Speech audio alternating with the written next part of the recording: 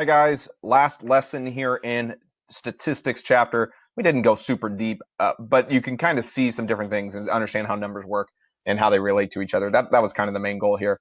Last thing we're going to do today is how do we collect this data? So we've gotten all these different number lines where we've got, hey, this number and this number and that number, and where do they come from? How do we get these different numbers and put them together? That's what we're going to talk about today. So we're going to talk about samples and surveys. How do you get people to sign up and things like that? So not too bad, more like vocabulary and like situational based than it is heavy duty math today. So hopefully that'll make sense to you as we go. So let's say you were asking for numbers like, hey, what's your favorite movie? All right. And how you ask that question is going to affect the data. For example, if you select any member of the population who is convenient and readily available. So for example, you want to know what's your favorite sport, and you go to a football game and you ask the people around you, what's your favorite sport?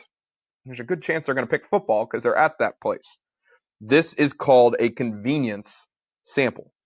No, I didn't just hit pause so I can make sure that I don't spell convenience incorrectly. That would be crazy. Convenience.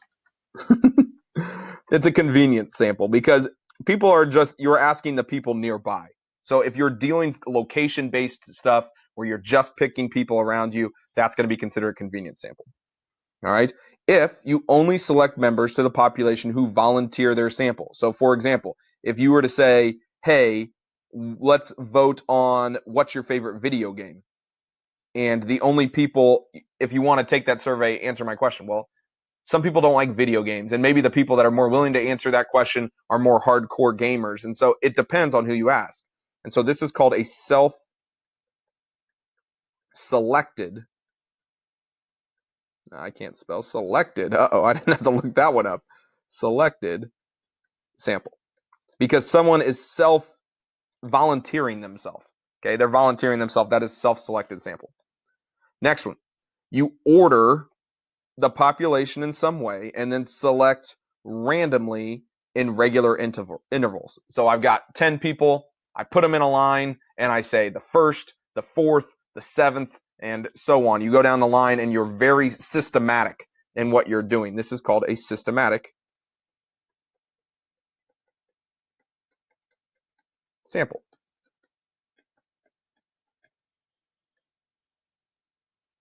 And then the last one here, we've got all members of the population are equally likely to be chosen. So you take a bunch of names, you put them in a hat, and you draw out one. That is going to be a random sample because you're just randomly picking people out of a group.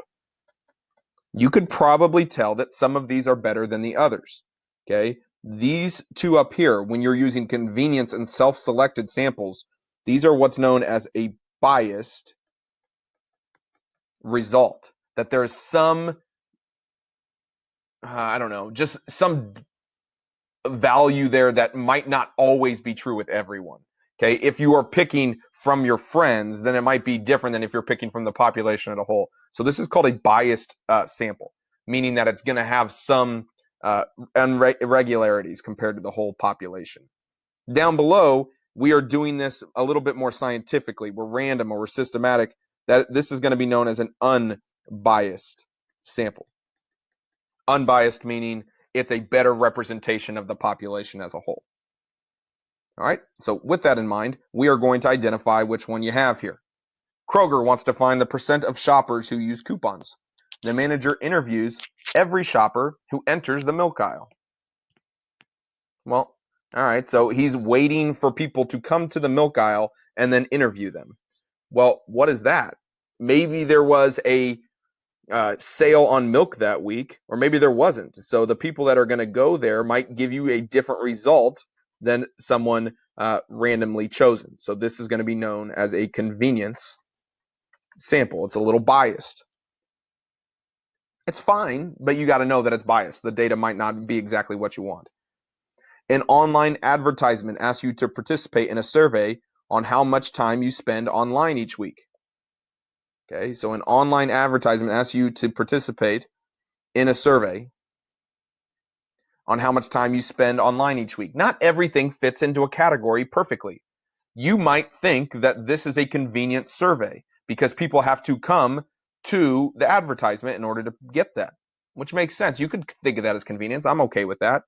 Probably a better representation is it's a self-selected survey because they're not automatically asking you. It is asking you to participate. Okay, you have to choose to participate, therefore it's self-selected. So again, a little bit biased. How much time do you spend on the internet each week? Well, if you're on the internet, it's going to help you make that decision. A newspaper wants to find what percent of the city population favors a property tax increase to raise money. A survey service calls every 50th listing from the local phone book. So they call every 50th listing. That is a very systematic approach. Probably going to get you a pretty unbiased result, meaning that it's going to be a better representation of the whole population. Every 50th person, that's a system. A group of 25 employees is chosen out of a hat from a company of 250 people. It's chosen out of a hat. That is a random selection.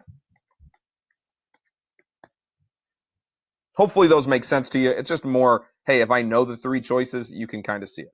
So convenience, you are located in a certain spot and you're picking from only people nearby. Self-selected, people have to volunteer themselves. Systematic, there is a very rigid approach to what you're doing, and random is random. You're just randomly picking people. We've got that, then we've got types of studies. So far, we've really talked about surveys. You ask someone a question, but that's not always how it's going to be. If you observe members in a way that are not affected, so basically you go to the park and you watch and see how many people play basketball, that is an observational study. You're not affecting the numbers. You're not asking anyone. You are just watching what's going on. That is an observational study. If you divide a sample, so you got people, you divide them into two groups. One get a special treatment while the other one does not. Okay, the non is the control group. Compare the effect of how those two people were treated. This is an experimental.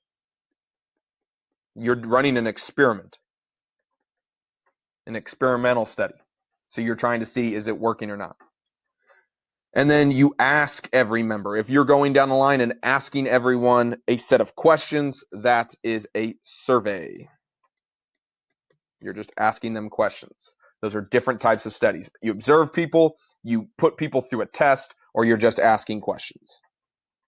Researchers randomly choose two groups from 10 volunteers. Two groups from 10 volunteers. Over 8 weeks, one group eats ice cream before going to sleep, the other one does not.